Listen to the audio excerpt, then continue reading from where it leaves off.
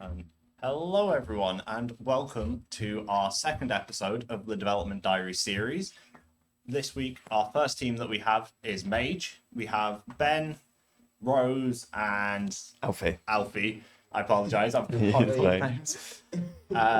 So, first off, tell us about your game and how you came to the decision of what you're going to be doing. Definitely, well, it definitely took us a while. We were going in circles a lot. Like, I think it was a lot of like, everyone wanted to do one different thing. So I think our main goal when we were deciding what to do was to try merge everyone's ideas. So everyone got a bit of what they wanted to do in the game. Fair enough. So, bit of this here and a bit of that Yeah, there yeah. sort of deal, rather yeah. than I mean, some people want a bit of a sci-fi thing, other people want like a bit more of a chicken horse. Yeah. The idea of like building That's a shit. good idea. Yeah, everyone's just like, oh, let's combine everything together and let's just kind of see what happens. Yeah, And then fair enough. things happened, and then here we are. Yeah, so Absolutely. just explain sort of what your game is for those viewers who don't know. Well, so our game is Mage. The idea is we're a top-down roguelike where you complete a level-by-level system. What you do is you have a top-down camera. You're playing as a little robot who thinks he's a wizard.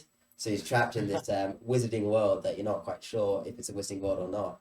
He's going around with this automatic wand that's definitely not an MP5. Going around eliminating things in his wake. And the idea is as you play, you kind of defend the wave, and then instead of the environment changing around you, as most roguelikes do, you change the environment yourself. So you shoot stuff and use that money. You can buy some blocks and upgrades, and you can kind of build the environment in a kind of tower defense kind of format. Well, it's not really tower defense. It's taking that kind of element of things will spawn in certain areas. You can funnel them through with blocks. So you set yourself up with your sort of own building mechanic, Yeah. rather than a preset building mechanic that the game has decided for you.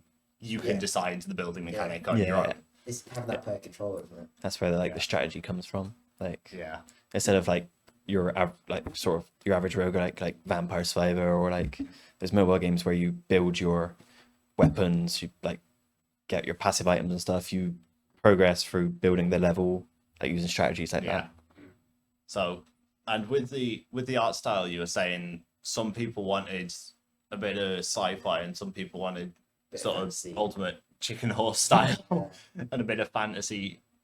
How did you amalgamate those together and make them into one cohesive Well, sort of art style? yeah, it's like the thought of the idea is you're seeing it through the robot's eyes as you're playing. So this robot, we haven't really fully decided how we're going to do it. The idea is he's going to somehow find out. He wakes up, he's like, what am I? And the idea is his name's like mechanized autonomous something, whatever. You're like, Mechanized autonomous gathering and execution unit. oh, bingo! Someone's got a brain. Thank you, bro. And then basically, yeah, just that he realizes, oh, it stands for mage. I must be a wizard. And the idea is you're seeing kind of a mixed view, like the orcs and the imps in the game are looking mechanical, but at the same time resembling orcs and imps. The idea is it's a little cross between the worlds. He thinks like these are just robots just trying to stop him, but in his eyes he sees this fantasy element. All right, so You can try both sides. you've taken the fantasy element of your sort of normal orcs and elves and those sort of things, and then mechanized them in. My brain kind of goes to steampunk sort of. Yeah. You go to a mechanized like unit essentially of something that's a fantastical being. Without doubt. I think one of the big ones is the idea is as he gets damaged. We only have one artist though, so there's a chance that we might not do this. The idea is like as he gets damaged, you'll see kind of glitches in the system. Maybe one of the things becomes a little more mechanical, or maybe like it's set like a dungeon. But the idea is like, what if as you glitch, as you get damaged, the dungeon walls kind of become like an office kind of space. Yeah, showing you Yeah. real life, like what's Yeah. actually happening. Yeah. And maybe like one of the mechanized things isn't a mechanized thing. It's like a person just trying to survive and like trying to live his best life. Like Meet the Pyro from TF2. Oh It's like yeah, that, where it's like he's in his own little world. fair. He's actually a bit of a monster. So you- taking a little bit of inspiration of changing the actual aesthetic of the The tone, yeah. environment without physically changing the Yeah. environment. Yeah, because he's a cute little guy, and you just think like you couldn't be doing anything wrong, and then all of a sudden you capture him The like flashes of reality. Yeah. yeah, like Oh, he's got a wand, and like if you get damaged, it becomes like we have a model from holding an MP5. It's the idea of like automatic wand. He thinks it's a wand that could just shoot really fast, but actually no, it's more than it seems. Yeah. And you mentioned there you only have one artist. How have you worked around those issues of sort of having limited number of people for different jobs within your team? Yeah, we've got quite a few designers. We got us three are programmers, and we got one more programmer, and then we just got the one artist. So when it was coming to like decide what type of art style we wanted to go with, we sort of just asked like him, the artist himself, what would you be comfortable doing with? Like, what do you think you'd be able to like do within this scope? And then we sort of built it off from there, just like to make it so he's not rushing to get all this stuff done. So- Yeah, so you sort of consulted them about Yeah, what realistically they could do. yeah. Yeah. And then he's done a worked really off good job. I mean, yeah. Yeah, so our group is basically programmers. So we thought we'll make it kind of like a feature heavy game, and the idea is we'll kind of establish right at the start. This is kind of what we want the art to be. So then the artist can take his time developing that, and hopefully none of that changes too much. Yeah. So we focus on that programming side of things, and really, we can just mess around with that what we want because we're full programmers. Yeah. But are we full programmers? Yeah, it's 4 programmers. Us and Sam. And Sam, of course. How could I forget? He's the most motivated out of all of us. So obviously. Yeah. But the idea is, we only need one artist, one animator. Just Yeah. at the end of the day, they own that domain. So if there's any issues, they get priority on basically Yeah. picking how it goes and So fitting in with the schedules. You're saying one artist, one animator, 4 programmers, 2 designers. 2 designers. Yeah, So you've got a reasonably well spread. yeah, we got In, quite lucky in terms of those. you've got everything there to be able to do stuff. Yeah, there's some even if there's it's some not- groups with no artist. Oh, So it's like, that just feels yeah, wow. my flatmate, there's no artist in his team, but he's a designer, but he's basically become the artist. All which is, right. Good on him. Yeah. Yeah. Has anybody else utilized skills outside of just what they're doing? in the I've development of been the game? doing the music for the game and Right. some sound design. We've been using Fmod to do dynamic audio, so it changes depending on how. So currently, at the moment, it will move around where it is in the song depending on how intense the fight is, and it will also adapt the certain elements of the song so it's more bass heavy and slightly more reverby when you're low on health to try and make you reflect on your health a little bit. And also that will then link in later on to the switching sensation, because obviously when you get low on health, you'll see the correct versions of things that are there, Yeah. not the robot's delusions. Yeah. It's so cool. So you've sort of taken your programming skills as well as your external skills of music and audio design and combined those together to be able to create an in-depth dynamic audio range within your game, Yes. which is really cool. I will admit. Honestly, man. I could never imagine doing anything like It's even a bit, you've outsourced to do voice acting, haven't you? Yes, we have. I have a nice. friend who does a very good Goblin impression. And done him sound effects. nice. So So people need in your life. yeah, having those connections always comes in handy, Best even if of it's all, something as small as a goblin sound effect. Yeah. That's what I It look for still in my comes in friends. handy. Yeah, so obviously you've got your name and got your game sort of developed as such. Mm. But how did the concept process go? Like how many concept iterations did you go through before you came up with the mage idea and with the I'd with say, the current yeah, art style and current game features that you've got? yeah, I think it took us a while to get anything like concrete, and then like I think all of a sudden it was like, oh, like someone had this idea, and like we added to it, and we're like, oh, everyone was like, I think we should do this. Yeah. yeah. So I think it was It's pretty unanimous. we didn't really have any like concrete sort of we should do this, and then it would like switch to something else. It was sort of still going through the process of what we should do, and this came up, and everyone just sort of like, oh, I would actually really like to do that. So it just sort of happened. So Yeah. you iterated through a few sort of original Yeah. ideas of what the game was gonna look like, Mm. and then this idea came along, and you all hopped on board with it. as, Yeah. This is something that we can all get behind and are all passionate Mm. about doing. It was quite like a, I guess right at the start, it was just Gatling guns shooting stuff. Up Yeah, there, yeah. what's that. The Yeah, idea is like, the idea is if we want everyone to be motivated about it. I mean, I'm not a roguelike guy. I played like no roguelikes, but the idea kind of really dragged me in a bit because I played a lot of the Chicken Horse, like that build system. The idea building of- system. Yeah, just messing around with the environment and it being at your hands is great as a player. All right, So it's so that idea of just I'm not a roguelike guy, but I really got behind the idea. I know there was someone else in the group who also isn't a big roguelike person. I'm also not a big roguelike person. I think there's a lot of people in the group who aren't Yeah. big on this kind of genre, but were interested in it just due to the uniqueness of the kind of ideas and concepts we It were feels playing it with. just feels different, which is also what we love. yeah, so you sort of got interested by the flexibility of the genre Yeah, as well. yeah. Of Also you just can the take your motivation, own you can take your own creative spin on it. So you were saying you aren't a roguelike person, but the building aspect of it, you wanted to bring inspiration from other games and implement that into the roguelike. Yeah.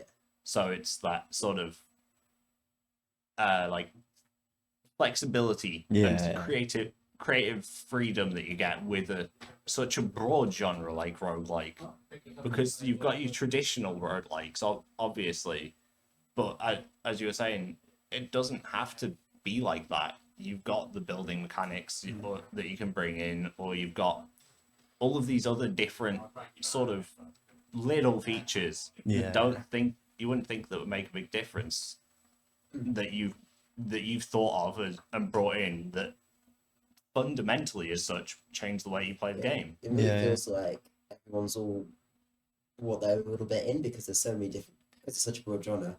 Everyone can all kind of bring their own little bit into it. Yeah, And the idea is we've all been kind of working in our own scenes, being kind of the guy kind of stitching it all together into this kind of prototype.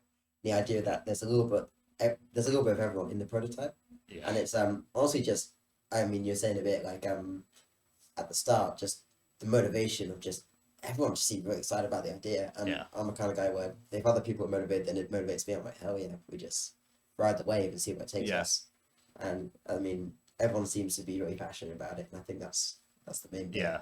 So yeah. So you're sort of stitching it all together, are you? And everybody's working on their Well, own it's, like individual we're all bits. kind of now starting to work in the main prototype, but when we Yeah. started, it was like you're in charge of like the enemy kind of system, Yeah. yourself with the player controls. Sam was doing some of the UX and the UI stuff, and then what was happening was just, I mean, it's my Yeah, first group project. Couldn't so, really like play test nothing. Yeah, we just Yeah. want to be able to playtest it, but we want to be able to work on it simultaneously. We had our like group sessions. Yeah, So the idea is if everyone's all working their own scenes, then we can all push it simultaneously and have no Yeah. issues.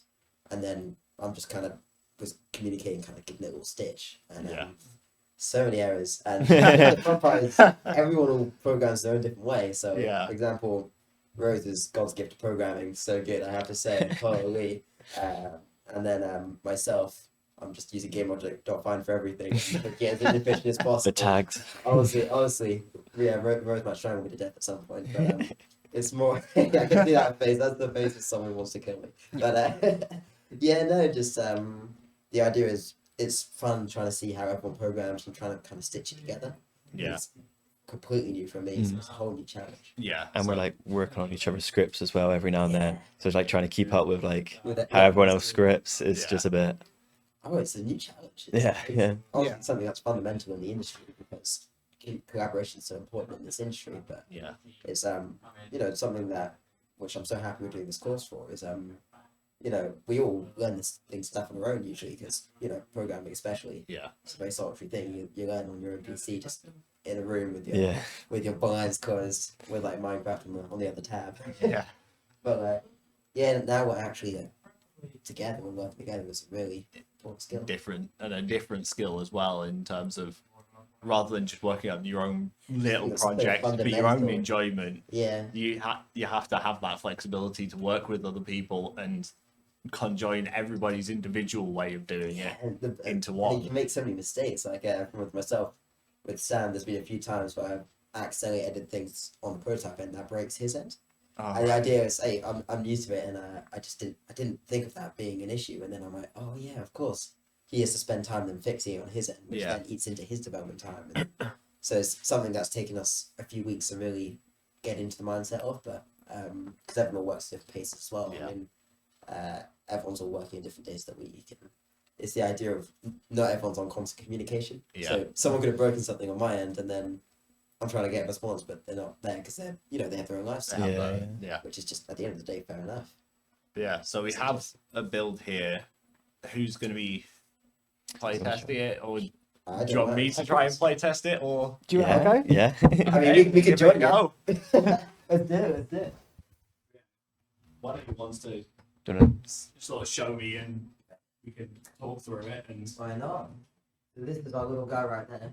This is our little mage artist, courtesy of our yeah, concept. So they were like, oh my god, it's legendary. he does look very cute. I will admit. He's definitely I like- TF2. I like the TV head. Yeah. It was that was a fundamental part of the prototype. Was TV head with Maya's If you baby. want. And, that was the gist of it. Yeah. Do you want to put on those headphones? Oh, Yeah. So here we are. Use WASD to move around. Yep. And let me just quickly, if you press that shift key, you can go faster. There you go. Oh, Then my you go lord. to shift. Ah, so it's individual clicks. Yeah. Then shift key.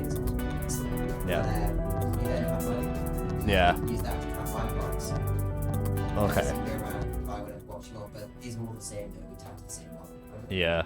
So you can just like buy and do 10. Just, it's the inventory. Okay. And And then then you do that, you can build. build. Now you're in the build mode. Here you have 11 blocks you can place. The idea is Go with a wall, yeah, and then. and you hit start again. There you go. Build Oh. again. Oh wow, he died quickly. Yeah, no, we haven't implemented the proper ways system yet. Alright, fair enough. Yeah. Build again. There you go. Hit start. Go again. Shoot the guy. Bang, bang, bang. And now once you level up, Ah. you then. So you have stats. a perk series here. Yeah. You'll see all the stats down here, which Yeah. don't seem to be hooked out. But which is a bit wild. Yeah. But Tinker basically. Ben. Oh, I have, oh, Yeah, oh, where? you- Yeah. yeah, you have not one hit head. that? No. Oh shoot! Yeah, have one head. One head. Oh, on. you guys need this on. So, yeah. Sorry about Yeah, that. just have one on. That's fine. But yeah, no. So each stat is tied to A different part of your character then. yeah. Different So if we go so damage. you get do you know you're not showing? I mean, might as well go with more damage. Who can Yeah. complain about more damage? But yeah, no. Like I was saying before, I guess the So cute. the headset. Cute little foot. The idea is our focus was getting gameplay loop.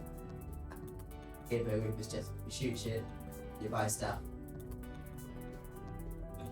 then you play the box, you rinse and repeat, and occasionally you level up and you can upgrade yourself. Yeah. That's kind So I'm presuming this is my health bar up here then, yeah, in so this it top comes right corner. out to you. It's kind of- give me a little one. There you go. There we are. 2, 1. Yeah, And there we are. Back to the main menu. So, So we've got that. skill tree, That that's one not doesn't exactly work. it. You have to focus. Yes. The idea is you'll be doing counter runs. The Yep. runs will be you get to Yeah. and when you do that, you'll get permanent stuff from upgrades via a skill tree. Yeah. And also, it'll be tied to the class system. So there's achievements and the achievements will get different hats. The idea is Alright. it's got this hats to 10. You can barely see it. It's like on top. And it's, Oh yeah, I can just see the remnants of it there. the idea is different hats up to you have a screen for it. Yeah. A metal hat, slow down. Yeah. But it's just it's like So you're gonna have sort of individual skills linked to it, and Yeah, if that you run click through new it. game, you can see. Oh no. Oh, never mind. oh yeah, it's not tied to this field, yeah. But where all the new text is also stats. Ah, so this will be where the stats are then. Yeah, it's just tied to different stats that are. I Yeah. was working while I was building it, while I was working at Hertz, then what's happening there. I was being able to build. But Yeah.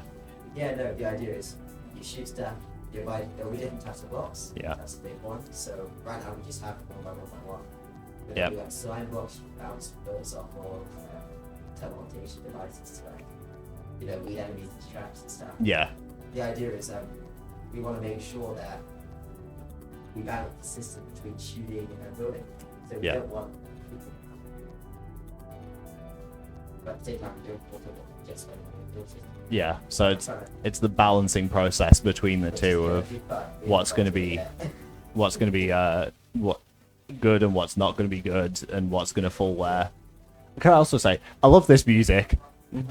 It's like really chill, but not so chill that it like relaxes you. It keeps you just that little bit on edge of where everybody's coming in from and keeps you alert on what's coming in from where.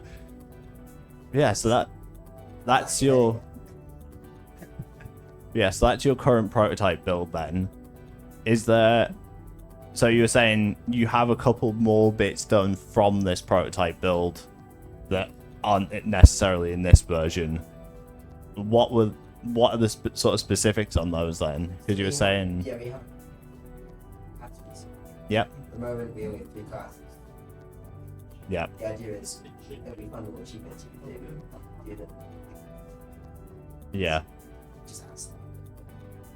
And the idea is also a big discussion we had recently, just in general, is are we going to make this an endless game or are we going to make this a set level thing? Hit to X wave and you've completed the game, or just run forever. Yeah, we had a bit of a discussion about it. We thought for Expo's, 10-minute playthroughs. Yeah. It would be best to be able to show everything off by get to Expo. Yeah. But we could have gone really out of the way with it because this could be endless. Such that different enemies that could destroy the world. Yeah. It keeps ramping up. We thought for Expo and also just showing off the game. Yeah. Expo. Yeah. Right. Do you want to move back over to the main? Sounds good. Sounds good.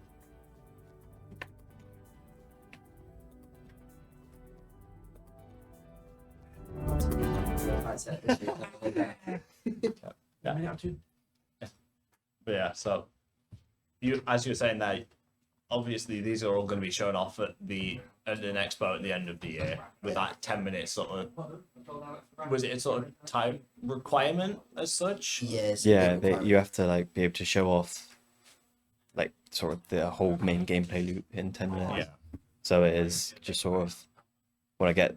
It's sort of like Vampire Survivors, where you got to play for 30 minutes Yeah. and then you complete the like level. I think we were just sort of going for that. Yeah. Never played that game. I Yeah, got so- addicted when we started this. So you're going, and with your builds, you were saying there's going to be sort of multiple classes. Are you going to have open class choice for that come the day, or are you going to have the classes locked away behind? It's a good question, actually.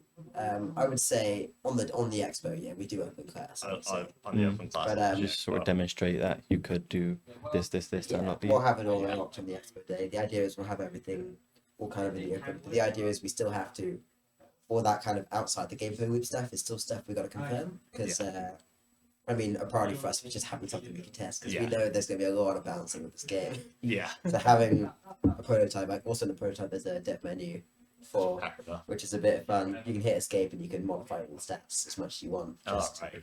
just for people who rather not have to go to the back end, people who are less used to Yeah. the programming side of things. They can still access that to be able to and- get to the certain points that Yeah, they need there's, to get there's to. one of our designers who's basically just in charge of everything design related. Ben, who's just Ben and Nancy as well. Both those guys are like designs of people. They're like in charge of it. And the idea is like anytime we want to change kind of how the game goes, we go through them. Yeah. So and they can keep us grounded. They can be like, "Hey guys, this is Yeah. no, we're Check not the doing this GGD." this time." Yeah. The idea is if we add things, we add it based on the design doc and nothing else. So we don't accidentally add things that really shouldn't be there and eats up time. Yeah. Because I mean, we're pretty much getting to halfway through it, so it's like Yeah. Yeah. we've got to make sure that we're on track. Almost Yeah. finished. Yes. Well, no, thank you very much for coming on. That was Mage. That's our first group for tonight. And yeah, we'll see you again in a couple weeks' time. And hopefully we'll have some new features to go through and some more in depth on some of the different behind the scenes bits. Yeah, definitely. Yeah, thank you very much. Thanks for having us. Thank you.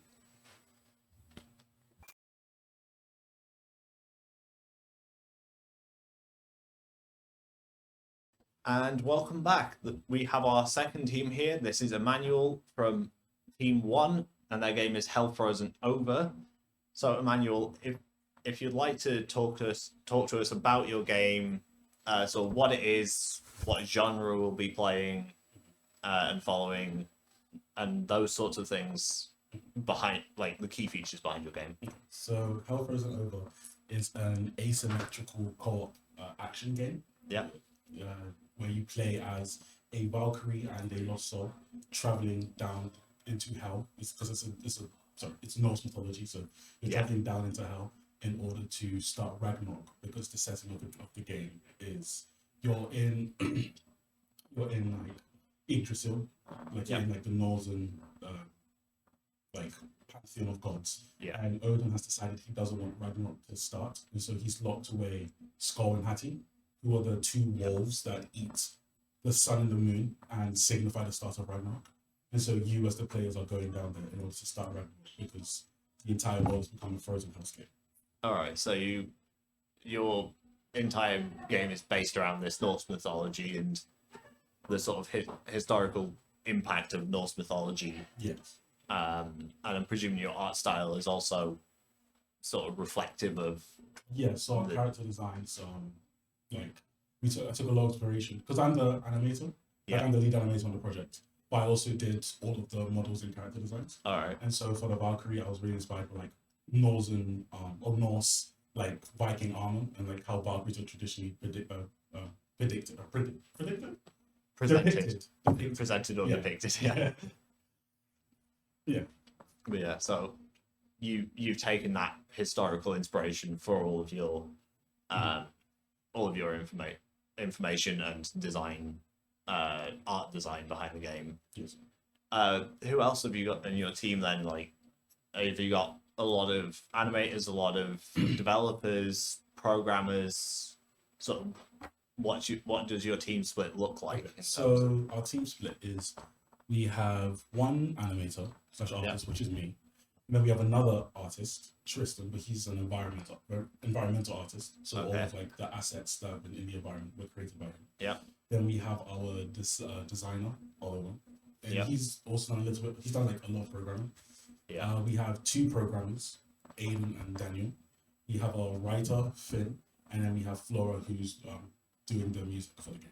Okay, so you have someone who's doing music for the game, and you also have a writer there. So have you got Oh, yes. text-based The game is- dialogue in there We as haven't well? got it implemented yet, but the game will be like a narrative driven, with Narrative. like dialogue and story for the players to go. So you'll be bringing the like whole just narrative from Norse mythology Yeah. through and using that to drive the game as well as different in-game cues, or is it just the So, narrative? Or sorry, what do you mean? so like with your game you'll be narrative driven, but will there'll be sections where there are gameplay cues Yeah, as to where to so- go, or will it be just based off of the narrative story as to where to go? So there will be like where the story goes is entirely driven by the narrative, but the way the game is played is that you'll be traveling through like corridors, and you'll get to like a combat room, and Yeah. you will fight enemies in that room, which will then lead to another corridor. And during like walking through those corridors is when we'll have like the characters talk to each other, and you'll learn more about them. 'Cause at the Okay. beginning of the game, who the characters are a mystery, and they will be like revealed as you like throughout the game. As you go through the game. So you've got both combat and the narrative. Yes. So the narrative is your travel between combat, Mhm. talking between the players, Yes. characters, and talking around the player characters' backstories, what they're doing, what their mission is, Yeah. and slowly bringing the game more and more personalized as such, Mhm. and bringing the personal touch to it as you play through it. Yeah. And then also with the music, will you have different types of music for different areas, or I believe that's the plan. Yeah. So we have like just ambient tracks when the characters are walking around, and Yep. the plan is to have them like seamlessly transition into like combat music and like Yeah. back and forth. So it's not as jarring as like a change when the players are playing. okay, so you're gonna have smooth transitions between everything, Yeah. and will it all be one level as well, or will there be No, sort so of we're loading planning on screen having between? different levels. Yeah, So we have one level that starts in sort of like this like ruined prison section, yeah, and then another level will be like in this like frozen wasteland with like a giant bridge which is Yeah. found in Norse mythology. I forget the exact name of it because it's something our writer discovered, but like, I forget Yeah. the exact name. But that's the set of the second level, and then the third level will be set in the House of Hell, Yeah. where like the final part of the game takes place. So you're bringing in specific locations from Yes. Norse mythology as well, and not just the story around it and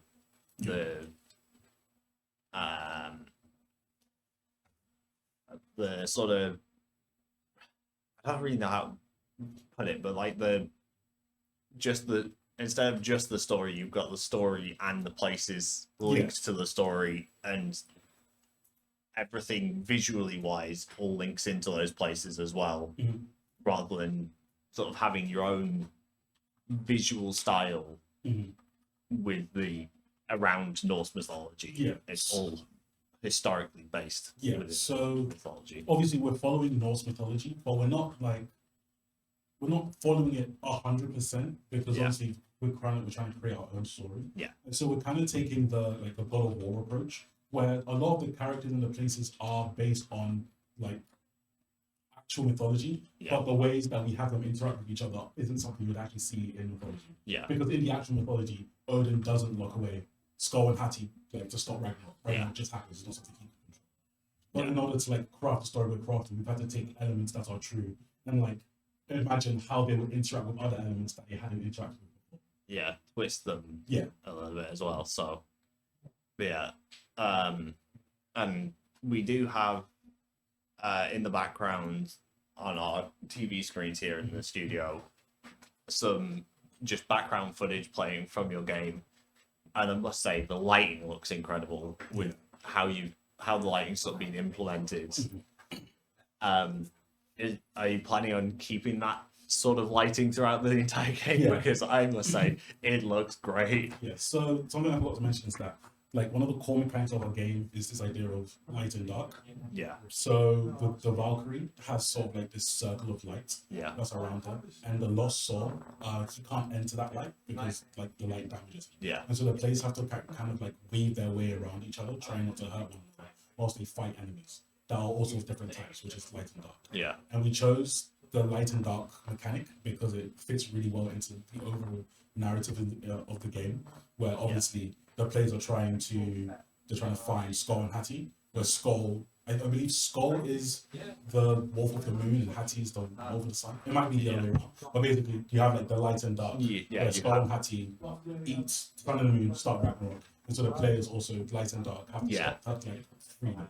so you've got the link there of light and dark Yeah. from the mythology, and you're carrying that through in the narrative aspect of your game and within the visual aspect of your game as well. Of you'll have dark areas versus light areas, the dark characters and the light characters, and the sort of contrast between the two as well.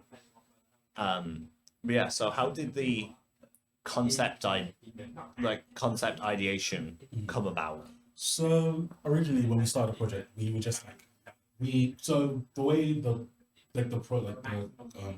course works is that you were given like a set of modifiers and you had to pick one. Yeah. And so we just came up with a bunch of ideas to do with different modifiers. Yeah. And I pitched the idea of having a game where it's like two players. One person is like a knight or something, Yeah. and the other person is their shadow, and they would have to like cooperate with each other in order to like solve puzzles. Like for example, maybe the knight meets a locked gate that he can't get through. His shadow can, indeed, Yeah. and so his shadow would go through it to unlock the gate. That was the original idea, and then I presented that to the team. And then the writers thought like, what's like a story that we could tell with this like mechanic of light and dark, and that's Yeah. where the Skull and Hati idea came from. Yeah. And then from there, we just kind of started iterating the idea, and we ended up on a isometric 3D action game. Yeah, so you originally had the sort of contrast between the 2D and 3D as an idea, and then through some iteration and through the development of the story side of it, Yeah. you then came up with this idea of your isometric 3D, sort of top down as such, platformer game, But it's more just an action game. action game. Yeah. And then sort of where did the creative design come from for the different audio and stuff that you're going to be having in the game as well? So right now we're using like stock sound effects. Yeah. But our designer and our like person doing music, Flora, they're planning on like getting together and creating some sound effects for the game. Yeah. For the game. So the music for the game is going to be inspired by, I believe, like Shadow of the Colossus, music, and like the Dark Crystal, like stuff like that.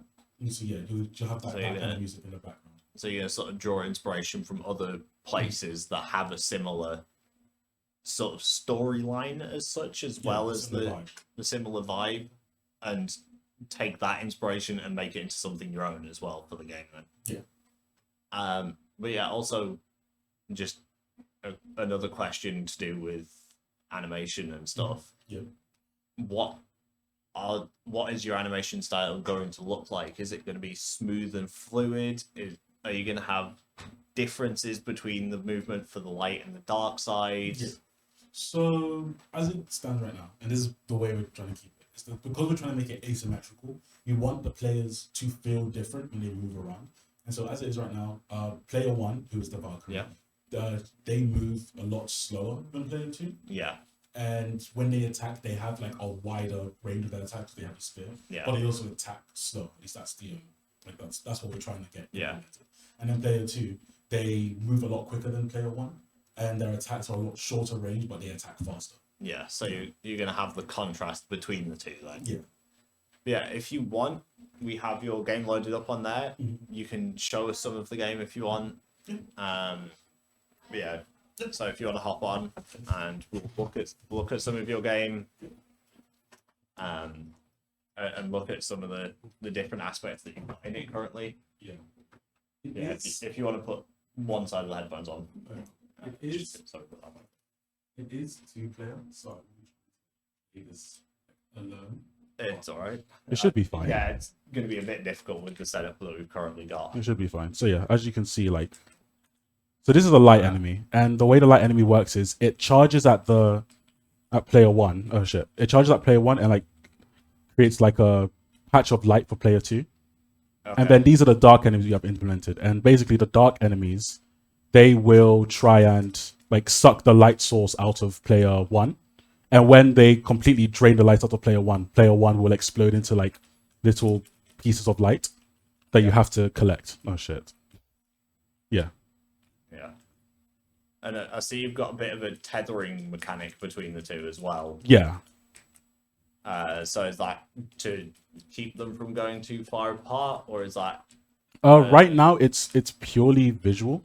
Like it Alright. doesn't actually have any mechanical. It doesn't do anything mechanically. But that's something that we've been talking about, whether we wanted to have like a mechanical point. And then yeah. So that's all we have for this build, because we're just trying to get like the combat and the movement right before the animations. Yeah. But yeah, that's basically the game so far. Yeah. So you've got this sort of side of it where you're going to be doing those combat zones, and then will something like that initial corridor that we saw, will that be a It'll be narrative based zone? Yeah. As well, so you'll get the narrative run as you run through there, and then you'll get into the combat zone, and then from there you'll move into another narrative section. Yeah. I also like the sort of idea that you had where if one player dies, you can still get them back into the game, but you have to sort of You have to go go and collect these little bits. Yeah. I also like that you've sort of restricted the enemies that you can fight. So you've got the light enemies with light character and the dark enemies with the dark character, and they focus on the other character within the sort of the scene as such. But yeah, so are we gonna have multiple of the different enemy types within light and dark, or are we gonna have, or is it gonna be the same enemy throughout? So what we were planning is on having like 3 enemy types. You have dark enemies that are their main focus is to drain the light of player 1 in order to kill them. You have the light enemies who's trying to attack player 2 and kill them. And then we're gonna have like a third enemy type, which was just like a generic enemy that players could fight. Because if player one like kills all the light enemies, Yeah. then they'll just have nothing to do. So we were planning on having a third enemy type in order to like increase like what players are actually doing and also to make the game hard. Yeah. And within like the light and dark enemy types, they're gonna be like special enemies. We were talking about maybe implementing an enemy, so like maybe like a light wizard that will put like a light barrier around shadow enemies. Yeah. And so if player two wants to kill the shadow enemies and to save player one's gonna have to break the light barrier because otherwise Okay. player two will die. And Yeah. the same vice versa. Or well, like player two would have to break a shadow barrier around light enemies for player one to kill. Yeah, so you're gonna have that sort of teamwork element as Yeah. well, then of this player's gonna have to destroy this before Mhm. your other player can kill the enemy. Yeah. And also, obviously, with these getting shown off at an expo at the end of the year, Mhm. how well do you think the story will be conveyed within 10 minutes versus how well you want it to be conveyed as such? That's I don't know, that's a bad question for a writer because I'm not really like sure of the Alright. narrative side. But Yeah, I do think that like from what I understand is like if you really want to experience the full narrative of this game, it will take like longer than like the 10 minutes yeah. than that we have at Xbox. But you're gonna be able to get a good Yeah, you'll get like a good grasp. showcase Yeah, of the you know, like of what the goes on. narrative is Yeah. and what are you gonna also showcase all of the different scenes that you've got? Yeah, So you're gonna showcase this first level that Mm-hmm. we've seen, and then the second level with the icy bridge, Mhm. and then the third level with the the House of House of Hell. Yes. So are you gonna sort of shorten them all, or are you gonna leave the levels at full size but take out some of the enemies? We Or don't really thought about the size of levels yet because we're still Yeah. trying to get all the mechanics down. And once Okay. we got all the mechanics down, then we'll start talking about like how big we think the level should be. yeah, But So- we are planning on finishing the game with a boss fight if we have enough time. yeah. We'll So fight against Odin. so you're working like all the mechanical side of it first, yeah. getting all of the mechanics sorted, and then you're going to focus on The level. art, level design, the narrative, the actual narrative side of stuff, the audio design, that sort of thing. Yeah. So all in terms of the mechanics, it's going to be you've got what the characters, the enemies, We were also anything gonna else important in we were terms also of gonna mechanics? have like environmental traps that Alright. we would like put around levels. So like a pit or like darkness that player one could just that player two could just travel over Yeah, because they're like made of darkness. But Yeah. if player one tries to travel over, they'll fall. And Yeah. in that same vein, we'll have like shards of light like coming through the roof and like yeah, little patches on the ground that if player two steps into, they'll die, but player one is fine because they're made of light. yeah, Stuff like that, just to make it so that they're not just like running around and empty room. They actually have to think about positioning someone yeah. when they're fighting enemies. And then there's also is there going to be the ability to sort of disable these traps So or change these traps so that the light character could get to the other side of the pit, or are you going to keep them it's not specifically? yeah, it's less like barriers of entry and more just like kind of like environmental hazards. Environment. Yeah. Alright, So like if player one's fighting like or like if player two's fighting a shadow enemy, they'd Yeah. be able to knock a shadow enemy into like a pool of light to kill it. Oh, And right. stuff like that. So yeah, so you'll be able to utilize them as well as the enemies would be able to utilize them against you. Yes. So yeah, but no, so we've covered your mechanics, your game, how your team's put together, and how that how is the way your team's put together affecting the way that you've approached this as well? The way our teams put together. So because we have two programs. Yeah, The one doing most of the programming is our like designer. yeah, And so like it's kind of slow coming up with mechanics. yeah, Like with new mechanics. And so like what I've just been doing for like the past couple of days is just like touching up like the lighting, the animations, the models, making Yeah. it feel as good as possible whilst we get new mechanics. So yeah, so you're limited on the side of Mhm. being able to develop a game and like the actual programming of mechanics and that Yeah. sort of thing. Yeah. Are there any points where you're able to work a lot quicker through stuff than maybe some of the other teams. When it comes to animations, because like I'm just using Blender and Maya, which I'm pretty familiar with, I can get animations done like very quickly.